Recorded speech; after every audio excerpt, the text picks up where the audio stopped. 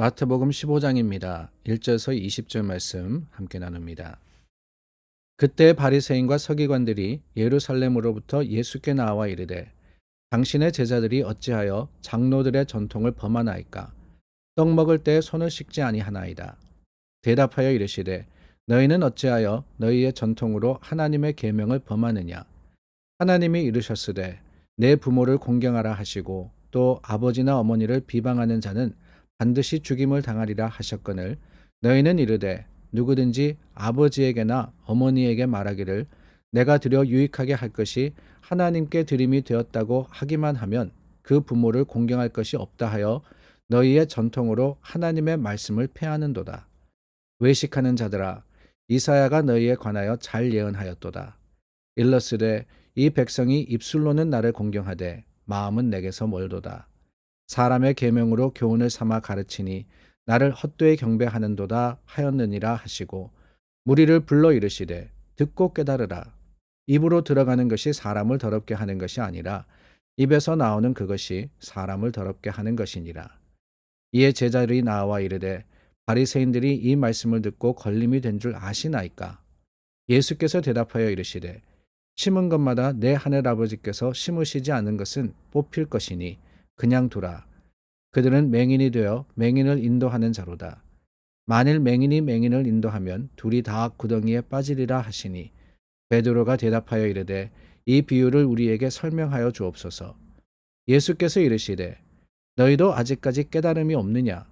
입으로 들어가는 모든 것은 배로 들어가서 뒤로 내버려지는 줄 알지 못하느냐? 입에서 나오는 것들은 마음에서 나오나니 이것이야말로 사람을 더럽게 하느니라.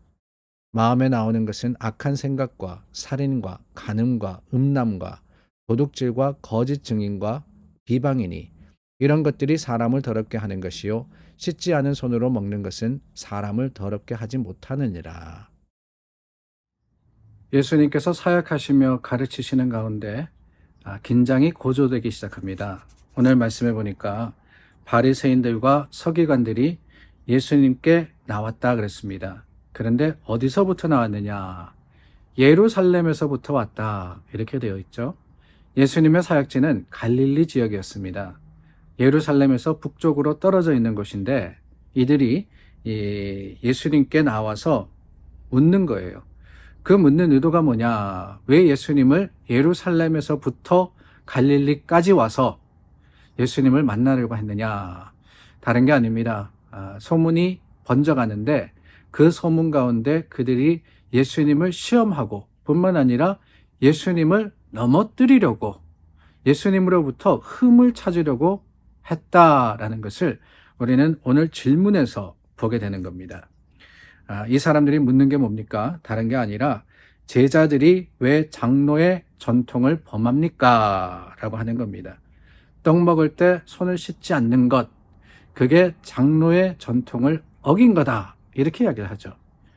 그렇다면 여러분, 장로들의 유전, 그 장로들의 전통이 뭐냐? 다름이 아니라 하나님께서 이 계명을 주시고 또한 모세를 통해서 율법을 주셨는데 그 율법을 실생활 속에 적용하기 위해서 상세하게 기록된, 상세하게 주어진 지침이 바로 장로의 전통입니다. 구체적인 규칙을 이야기하는 거죠. 예를 들어서 거룩하라 그랬을 때 그 거룩할 수 있는 방법이 뭐냐? 음식을 먹을 때는 이렇게 하고 옷을 입을 때는 어떻게 하고 또한 잘 때는 어떻게 하고 갈 때는 어떻게 하고 이런 것들을 구체적으로 예를 들어서 또한 교훈으로서 보여주는 것이 바로 장로의 전통이다라고 하는 겁니다. 얼마나 상세한 가르침이었는지 모릅니다. 오늘 손을 씻는 이야기에 대해서 나왔는데 이 손 씻는 교훈에 대해서 장로의 전통에 대해서 살펴보니까 그런 전통이 있었다 그래요. 언제 어디서 어떻게 씻어야 되는지 자세하게 기록되었다 그럽니다. 물의 양은 얼마나 돼야 되고 손을 씻는 시간은 얼마나 돼야 되고 뿐만 아니라 심지어는 5명 이상이면은 이렇게 해라, 5명 이하면은 저렇게 해라, 이런 식으로까지 자세하게 가르치는 것이 장로의 전통이다 라고 기록이 되어 있습니다. 근데 문제는 뭐냐? 예수님께서 장로의 전통으로 하나님의 계명을 범했다라고 라고 하시는 거거든요. 장로의 전통으로 하나님의 계명을 범했다. 무엇이 더 높은 법이냐? 다름이 아니라 하나님께서 모세에게 주신 10계명이 가장 높은 하나님의 명령이고, 그 명령을 지키기 위해서 우리가 행해야 하는 것들을 기록한 것이 율법이고, 그 율법을 어떻게 지킬 거냐 상세하게 가르치신 것이 전통인데, 어떻게 전통이 하나님의 계명 위에 있느냐라고 하시는 거예요. 그러면서 예수님께서 예를 드십니다. 오늘 말씀에 나오는 이 부모를 공경하라 하는 것은 10계명 중에 5번째 계명입니다. 10가지의 계명 중에 5번째로 주어진 계명, 부모를 공경하라 하는 명령이었는데, 그 명령을 지키면서 유대인들이 어떻게 하느냐? 고르반이라는 게 있습니다. 고르반이라는 것은 다른 게 아닙니다. 부모를 공경해야 하는데 내가 그 부모를 공경하는데 사용하는 금액을 헌금하면은 내 책임이 없어진다 라고 했던 전통이었다는 거예요. 그 전통을 가지고 오히려 부모를 공경하라는 것을 외식하는, 그러니까 겉모습으로서는 그럴싸하게 더 좋은 것을 위해서 사용했습니다. 더 좋은 일을 위해서 수고했습니다. 그러니까 괜찮다라고 할 수도 있었고 괜찮아 보일 수도 있었다는 거예요. 근데 예수님이 하시는 말씀은 뭐냐? 모습은 그렇다 할지라도 과연 그 마음이 어떠할 거냐? 이게 더 중요한 것이 아니냐라고 하십니다. 유대인들은 모습을 중히 여겼습니다. 겉모습과 속 사람이 다른 것을 예수님은 책망하시면서 뭐라 그러셨어요? 외식한다라고 하셨죠. 외식한다 그러는 것은 치장을 한다는 거예요. 그럴싸해 보인다는 겁니다. 그러나 실상이라는 게 뭐냐? 실상은 겉모습과 다르다는 것. 그게 바로 외식입니다. 유대인들이 그랬다는 겁니다. 하나님의 마음을 가지고 그 사랑의 마음을 실천해야 되는데, 그게 아니라 그저 하는 척하고는 이거라면 충분하다라고 스스로 만족했던 것. 그 모습을 보이는 제자들과 그것을 가지고 따지는 바리새인들과 서기관들에게 예수님은 뭐라 그러시느냐? 다름이 아닙니다. 하나님은 마음을 살피시는 분이시다라고 하시는 거예요. 하나님은 마음을 살피시는 분이시다. 사실 두려운 말씀입니다. 우리의 깊은 마음 아무도 모르거든요. 꽁꽁 숨겨둡니다.